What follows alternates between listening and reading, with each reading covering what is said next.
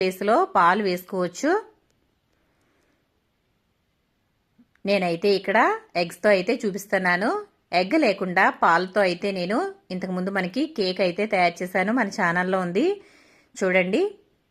ఈ విధంగా గుడ్లన్నీ వేసుకున్న తర్వాత నేను ఇక్కడ షుగర్ వేసుకుంటున్నానండి. షుగర్ మనకి 1 కప్ అయితే కరెక్ట్గా సరిపోతుంది. నేను తీసుకున్నవన్నీ కూడా సమానమైన కొలతలండి. ఎప్పుడు చేసినా ఇదే కొలతలతో చేస్తాను నేను, మనకి పర్ఫెక్ట్గా అయితే వస్తుంది. ఇప్పుడు ఈ ఎగ్స్ అలాగే షుగర్ అంతా బాగా కలిసిపోయేలాగా ఈ విధంగా అయితే బీట్ చేసుకోవాలి.